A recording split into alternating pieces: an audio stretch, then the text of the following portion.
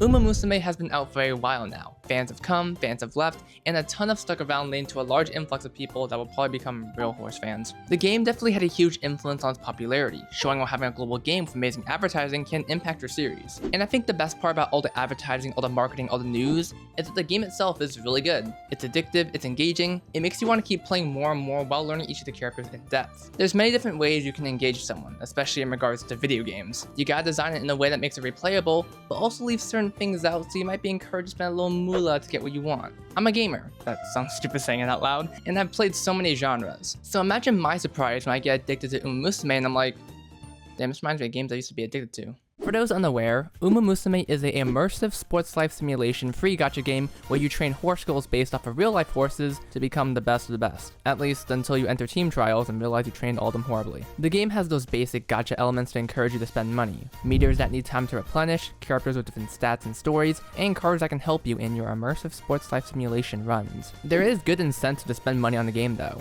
Some cards are extremely broken, have a lasting effect on the meta, and unlocking characters allows you to get to know them more, which I mean, hey, with how detailed these characters are and the references to their real life counterparts, fuck it dude, yeah, I wanna know them more. On a surface level, Umamusume has so much to captivate and get the player addicted. And with the knowledge that the Japan version is years ahead, there is perhaps too much content. It's so easy to get enveloped into a character's story. And the little slice of life content that's seen whenever you read the comic strips or interact with the characters, it makes the whole world feel alive. But there is a game though, like there's actual gameplay and we'll talk about it soon. It isn't flashy, it isn't in your face like you manually control the horse to run, but it is addicting by placing you in a role outside the actual horses. In lore, we are a trainer, training Umamusume to be the best they can, so there's an immediate personal connection we have towards the Uma we're currently running. Each time you do a Uma run with a different character, it's going to be unique. Not just because of the Uma themselves, but also the trainer and how they grow to learn a Uma, adapt to them, and most importantly, train them. Let's do an example run just to give you an idea of this. My personal favorite is Rice Shower, so let's talk about her. Her story begins with her not being there during practice because of having to take alternate routes before becoming lost. Her character is very insecure, but she yearns to overcome it, leading you, the trainer,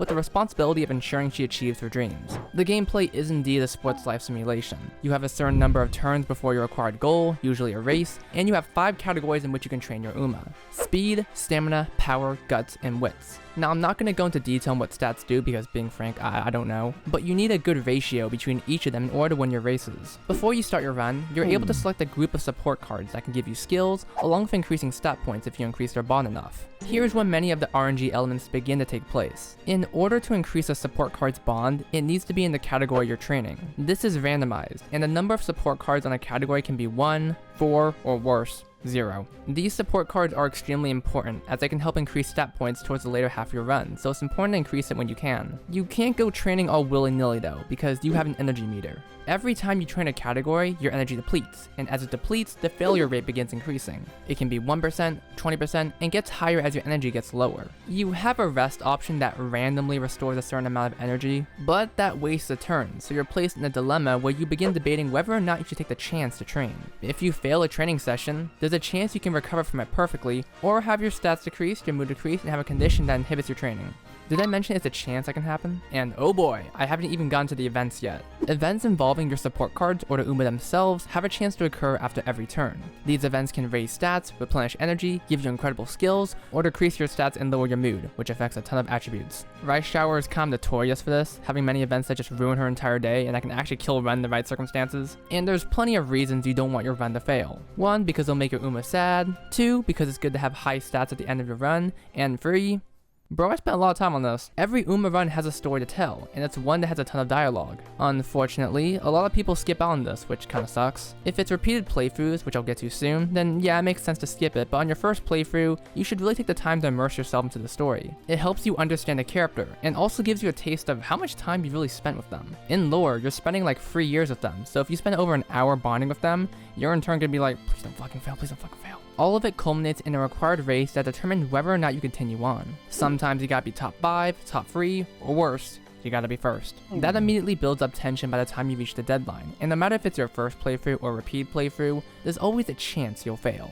Why? Because I fucking hate the races. Once you're good at the game, you'll beat it almost every time, but for a new player, it might as well be RNG. Sometimes your Uma will be goated, or she'll get herself in the worst position imaginable. Sometimes the other Umas will just suck and let you win, while other times they will not hesitate to burst past you. This, like every other part of the game, is RNG based. And when you fail, which you will fail, more of the addictive elements come into play. When your run ends, you are given sparks based on the skills and stats you've achieved. These are randomized and serve as inspiration points for your later runs. Yes, the Umas you train can be used to help give your next Uma essentially a jumpstart in terms of their stats and skills, meaning that as you keep playing, you'll naturally get stronger Uma that you can use to make stronger Uma. Not only that, you gain XP for your support cards, leading them to become stronger, giving you more bond points so you can get higher stats faster. Once you start that first run, you're put into the motion of the machine. Like, hey, this run might have gone horrible, but if the stuff you gain from it, maybe it can help you in your next run. And this is where the best part of the game begins. The randomness of every run just makes you yearn. What if your run was just really unlucky? What kind of events can happen this time? How much can I shift the odds to my favor? It's a very natural progression as you'll eventually roll for characters and cards, and while you may not get what you want, you'll get other things that can change how you do your next run. Maybe a new strategy, a new deck, a new character to potentially help another character as inspiration. The possibilities begin opening as you keep playing. Some of my best Umas that have really good sparks are actually from runs that weren't able to make to the end fully. So every run can matter. And listen, I get it. Having a game be so based on RNG can sometimes push away players. So it's just a roll of the dice and whether or not you have a fun time? Well, sort of, but it still gives you a level of control by playing with the randomness until you can control it. It gives you a reason to keep playing besides, oh, I want this character. The game is pretty friendly for free-to-play players somewhat. The pity is god-awful, but it is perfectly viable to use the base cards and characters you're given to get good runs so you can eventually get to a better level. I don't even think there's much of a power creep in terms of having a blocking point that essentially requires extra hours of grinding or placing money down the table. No, I don't think there's any part of that here, at least for now. There's obviously stuff like raising the potential level of Umas that require an absurd amount of stats, but I'm gonna be honest with you, I have not done this at all, and I'm still getting really good runs, so it's not required fully. And I know everyone has their own luck, but as I'm currently free to play, the game is good at making you use what you have. I don't have what I personally want, but I can make do. Add-ons like using your friend's support cards and Umas can also alleviate the struggles of getting a jump start. I've been trying to compare it to other gacha games I've played, you know, stuff like Love Life when I was around, the Hoyo Play games, and the genre that Umamusume is in just gives it a lot of leeway in terms of like how much effort you can put into it. Gungeon is pretty friendly with free-to-play players, but you also have to be like good at the game. You can play Umamusume with just one hand. The most you need is using your brain, which might actually be too much for some people nowadays. This immersive sports life simulation game isn't anything new in terms of the gameplay. In fact, it reminded me of a certain genre of game. Well, two. Life simulation games and roguelike games. In preparation for this video, I decided to revisit some of the games that remind me of Umamusume. Sonic Adventure 2, Death Road to Canada, and Enter the Gungeon. Each of these games contain an element that's put into Umamusume to make the whole gameplay flow as addictive as possible. If you've played these games, you probably know what I'm referring to, but let's start from the top. Sonic Adventure 2 has the Chow Garden, a life simulation minigame in which you raise your Chow to participate in races and fights. Take a look at the visuals and you can instantly draw the comparisons. Sonic Adventure 2 relies less on RNG though, because you can just grind stages and do glitches to raise stats. You did this, don't lie to yourself. The Chow Garden is probably one of the best minigames Sonic has ever had, and I kinda wish they made its own mobile game because that would definitely sell well. It's very low priority, you can play with just one hand, not much involvement needed. Oh hey, it's just Umamusume. You see the comparisons? Also the Chow are adorable, just like the Umas. That's not really a big point, but I just feel like mentioning that. The Chow Garden is pretty in-depth with reincarnation, mating, which can be its own version of inspirations. There's a lot of mechanics to it that make it different from Umamusume. There's also no time limit, it's a lot more chill, and you have infinite tries. Ah, this is nice.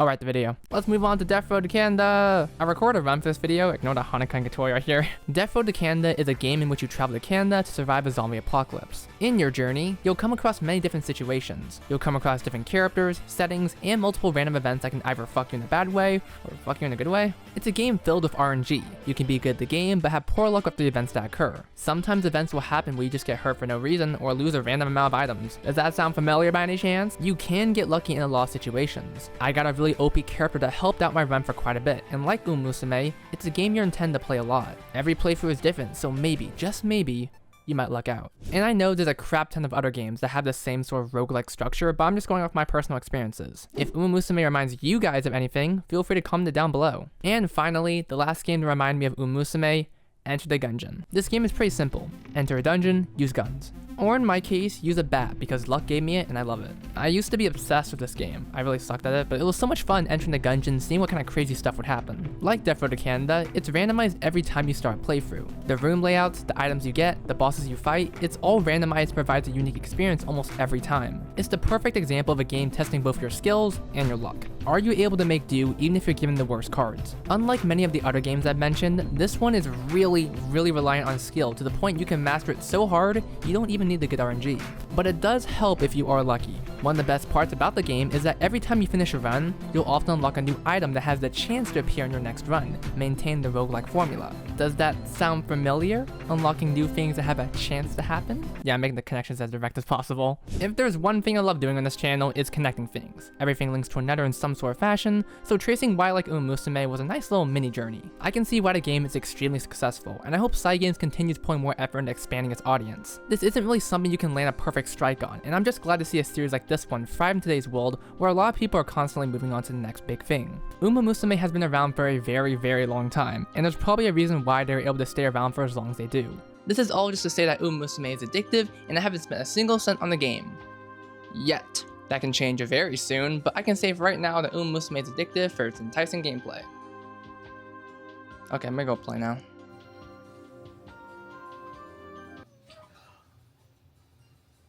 So I got the 3%. I'm just recording footage like B-roll footage right now, but I just lost the 3%.